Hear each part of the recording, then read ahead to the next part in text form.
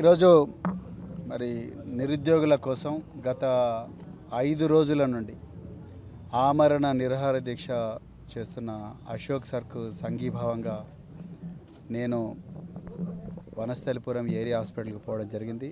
ఆయన ఆరోగ్యం రోజురోజుకు క్షీణిస్తున్నది. నిజానికి ఆయన డిమాండ్లో చాలా న్యాయం ఉన్నది.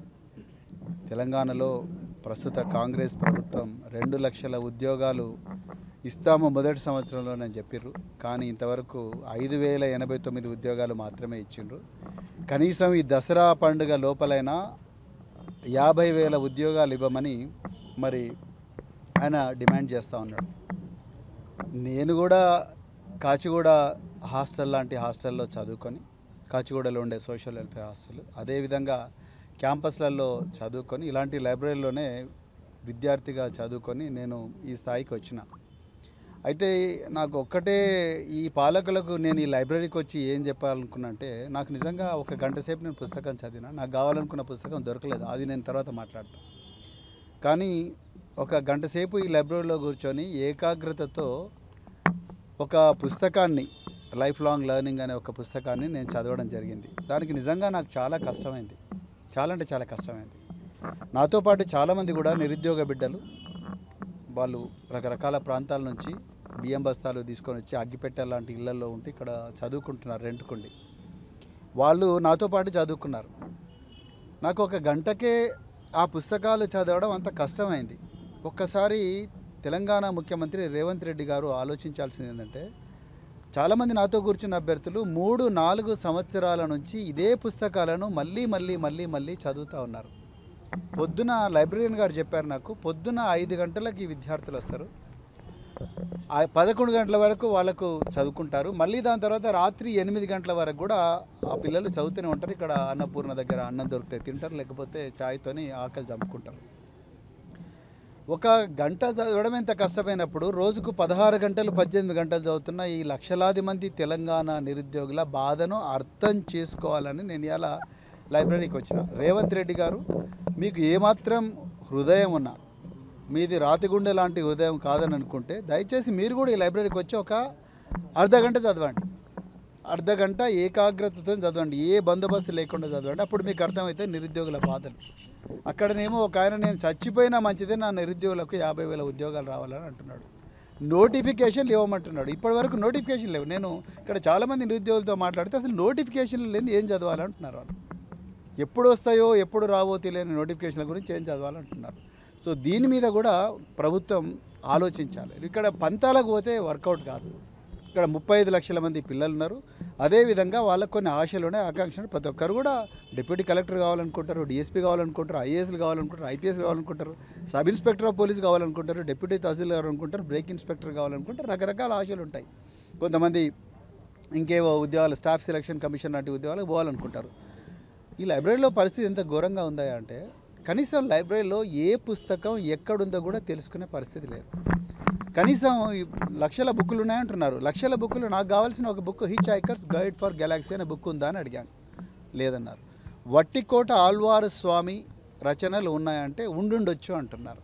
నేను అడిగాను, ఎందుకు మీరు ఉండుండొచ్చు అంటున్నారంటే, అక్కడ లైబ్రరీకి కావాల్సిన సాఫ్ట్వేర్ లేదు. 80 సాఫ్ట్వేర్ అనేది ఫస్ట్ నుంచి ఇక్కడ లేదు. లేకపోతే నాకు ఇండెక్సింగ్ ఎట్లా తెలుస్తుంది? అది సమస్య. అంటే నిరుద్యోగులను బాగు చేయాలి, పఠన కౌశల్యాన్ని పెంచాలి అన్న భావన ఏమాత్రం ప్రభుత్వానికి లేదు. కేవలం వాళ్ళు ఏదో మీరు మిమ్మల్ని ఏమనంటే, నేను ఇప్పుడు లైబ్రరీకి రావడానికి కూడా పోలీసు వాళ్ళు అడ్డుపడతా ఉన్నారు. ఇప్పుడు మళ్ళీ ఏసీపీ గారు వచ్చి పర్మిషన్ ఇచ్చిన లోపల తీసుకుపోయినారు. ఆర్టికల్ 19 క్లాజ్ 1 ప్రకారము నాకు రాజ్యాంగం ఇచ్చిన హక్కు. ఎక్కడికైనా పోవచ్చు దేశంలో. నేను law and order problem create చేయడానికి రాలేదు. నేను ఒక నిరుద్యోగ బిడ్డగా, ఒకప్పుడు నిరుద్యోగ, ఇప్పుడు ఉద్యోగ, ఒక మాజీ ఉద్యోగిగా నేను ఈ పిల్లల బాధ అర్థం చేసుకోవాలని ఇక్కడికి వచ్చి, నేను కూడా ఒక గంట సేపు చదివితే ఎంత ఏకాగ్రత అవసరం ఉంటుంది అనేది అర్థం చేసుకోవడానికి నేను ఇక్కడికి వచ్చిన. ఈ లైబ్రరీకి మీరు పోవడానికి వీల్లేదంటారు పోలీసు వాళ్ళు. అంటే రేవంత్ రెడ్డి గారు, ఆయనకు చదువు రాక, ఆయన రకరకాల నేరాలు చేసి హోంమంత్రి, ముఖ్యమంత్రి అయ్యి ఒక నేరస్తుడు ఇచ్చిన ఆదేశాలను పాటిస్తారా? బాబాసాహెబ్ అంబేద్కర్ గారు రాసిన రాజ్యాంగం ఇచ్చిన ఆదేశాలను పరిపాలిస్తారా? మీరు పోలీసు వాళ్ళే ఆలోచించుకోవాలి.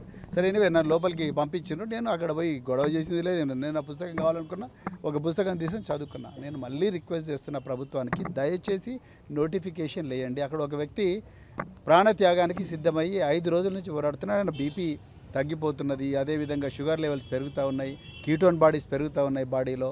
పోనీ అతని ఐసీయూ ఉన్న గాంధీ హాస్పిటల్ కన్నా తీసుకురావచ్చు కదా. గాంధీ హాస్పిటల్ తీసుకుపోకుండా ఎక్కడో మారుమూల నుండి ఏరి హాస్పిటల్కి తీసుకుపోయినారు. డబ్బున ఆయన ప్రాణాలకు ప్రమాదం జరిగితే ఎవరు రెస్పాన్సిబుల్? ముఖ్యమంత్రి గారు ఎప్పుడైనా ఆలోచిస్తున్నారు దీని గురించి? ఆయన ఏమైనా సినిమా హీరో కావడానికి చేస్తున్నాడా, లేకపోతే ఆయనకైనా పెద్ద ఎత్తున ₹1 కోట్ల వస్తాయని చేస్తున్నాడా? ఈ నిరుద్యోగ బిడ్డల గురించే కదా ఆయన చేస్తున్నది. సో అందుకొరకు నేను మళ్ళొకసారి ప్రభుత్వాన్ని రిక్వెస్ట్ చేస్తున్నా, ఒకప్పటి నిరుద్యోగిగా, ఒక మాజీ ప్రభుత్వ ఉద్యోగిగా నేను రిక్వెస్ట్ చేస్తున్నా, దయచేసి మీరు నోటిఫికేషన్లు ఇవ్వండి, పంతాలకు పోకండి. మీకు రకరకాల బాధలు ఉండొచ్చు కానీ ఇవి తప్పదు. లేకపోతే లక్షలాది మంది పిల్లలు నాశనం అయిపోతారు. నేను లోపల మాట్లాడిన చాలామందికి 3 సంవత్సరాల నుంచి 4 సంవత్సరాల నుంచి ప్రిపేర్ అవుతూనే ఉన్నారు. ఆ రోజు గురుకులాల ఎగ్జామ్స్ అయితే మేము degree college lecturer, degree college principal first fill up చేసి దాని తర్వాత జూనియర్ లెక్చరర్కి రండి అన్నాం, దాని తర్వాత పీజీటీకి రమ్మన్నాం, దాని తర్వాత టీజీటీకి రమ్మన్నాం. ఎగ్జాక్ట్గా ఆపోజిట్ డైరెక్షన్లో చేసిండ్రు. దానివల్ల 3000 బ్యాక్లాగ్ పోస్టులు వచ్చినాయి. ఆ 3000 బ్యాక్లాగ్ పోస్టుకు మళ్ళీ నోటిఫికేషన్ వేయొచ్చు కదా. కనీసం ఒక 30,000 మంది ఎంగేజ్ అవుతారు, 30,000 మంది చదువుకుంటారు మంచిగా. అది ఇక్కడ జరగడం లేదు. ఎంతసేపు పంతం ఏమనంటే దీనికి రాజకీయం. ఇక్కడేం రాజకీయం ఉన్నది? నేను కండు వేసుకొని వచ్చినావా, లేకపోతే అయినా రాజకీయ పార్టీలు నిరుద్యోగుల గురించి మాట్లాడితే తప్పేంది? ఒక బీఆర్ఎస్ పార్టీ ప్రతినిధిగా మేము మాట్లాడితే తప్పే ఉన్నది, ఎందుకు మాట్లాడకూడదు? సో ఈ ప్రతిదానికి రాజకీయం, దీనికి రాజకీయ కుట్ర ఉంది, రాజకీయాలు ఉన్నాయని చెప్పడం అనేది గౌరవ ముఖ్యమంత్రి గారికి పరిపాటి అయిపోయింది. దయచేసి అలాంటి అటెన్షన్ డైవర్షన్ టెక్నిక్స్ కూడా వాడొద్దని చెప్పేసి ముఖ్యమంత్రి గారిని రిక్వెస్ట్ చేస్తున్నా. అర్జెంటుగా ఈ నోటిఫికేషన్ లేండి. అక్కడ ఒక మనిషి ప్రాణం పోయే ప్రమాదం ఉన్నది, ఆయన ప్రాణాలు పోకూడదు, ఆయన ప్రాణాలకు ప్రమాదం కాకూడదు అంటే దయచేసి please release the notifications. At least for 50,000 posts, you must release the notifications. They are not demanding for 2 lakh posts, as you have rightly said. దానికి తర్వాత ఆయన తర్వాత సంవత్సరంలో చేయమని పర్వాలేదు, ఆ 50,000 పోస్టులను రిక్వెస్ట్ చేయమని రిలీజ్ చేయమని ఆయన అంటున్నారు. అందుకొరకు దాని గురించే ప్రభుత్వం ఆలోచించాలని చెప్తున్నా. అదేవిధంగా గ్రూప్ 1లో ఏవైతే అవకతవకలు జరిగిన గౌరవ హైకోర్టు ఇచ్చిందో దాని మీద కూడా జ్యుడిషియల్ కమిషన్ వేసి మరొకసారి, ఎందుకు మాటికి తెలంగాణ పబ్లిక్ సర్వీస్ కమిషన్ అదే తప్పులు చేస్తుంది. 222 పేజీల జడ్జిమెంట్లో లాస్ట్ 15 పేజీలు చదివితే అసలు నిరుద్యోగులకు నిరాశ వచ్చేస్తుంది, జీవితం మీద విరక్తి వచ్చేస్తుంది. Last 15 page repeatedly the honourable judge has been saying that the commission is making same mistakes again and then you have not learned any lessons. What is that you are trying to tell to the 35 lakhs of unemployed people? Why are you playing with the lives of these people? కనీసం వీళ్ళు పోయి వాళ్ళ బాధలు చెప్పుకుందామంటే ఒక officer వినడు, ఒక secretary వినరు, లోపలికి రానివారు. అక్కడ 100 మంది పోలీసులు, లైబ్రరీ దగ్గర 100 మంది పోలీసులు, పబ్లిక్ సర్వీస్ కమిటీ దగ్గర 100 మంది పోలీసులు. మరి ఎక్కడ పోవాలి? Wear should they go? దీని మీద గవర్నమెంట్ ఆలోచించాలి. దయచేసి మళ్ళీ రిక్వెస్ట్ చేస్తున్నా, గవర్నమెంట్ 50,000 పోస్టులకు ఫస్ట్ విడతగా నోటిఫికేషన్ ఇవ్వండి, అప్పుడే ఈ నిరుద్యోగులకు న్యాయం చేసినట్టు చెప్తూ మరొకసారి మరి లోపలికి పంపించిన కొట్లాడైనా మొత్తం మీద లోపల పంపించిన పోలీసులకు ధన్యవాదాలు. సో అదేవిధంగా మరి మమ్మల్ని లోపల పోయి కూర్చోబెట్టి నాతో పాటు చదువుకున్న నిరుద్యోగులందరికీ కూడా మరొకసారి ధన్యవాదాలు. మళ్ళీ వస్తాం. ఇక్కడైతే స్లోగన్లు ఇవ్వడానికో, ఇక్కడ చాలామంది పోలీసులు చెప్తున్నారు, సార్ మీరందరూ వస్తే డిస్టర్బ్ అయిపోతుంది. బాబు, నేను డిస్టర్బ్ చేయడానికి రాము. బీఆర్ఎస్ పార్టీకి ఆ కల్చర్ లేదు, మేము చదువుకోవాలని వచ్చాము, మేము అందరం కూడా చదువుకొని ఈ స్థాయికి వచ్చినాం. సో మళ్ళీ చదువుకొని నిరుద్యోగుల బాధను ప్రభుత్వానికి తెలియజెప్పే ఏ పోరాట రూపమైనా శాంతియుతంగా రాజ్యాంగబద్ధంగా మేము తీసుకుంటాం. జై తెలంగాణ.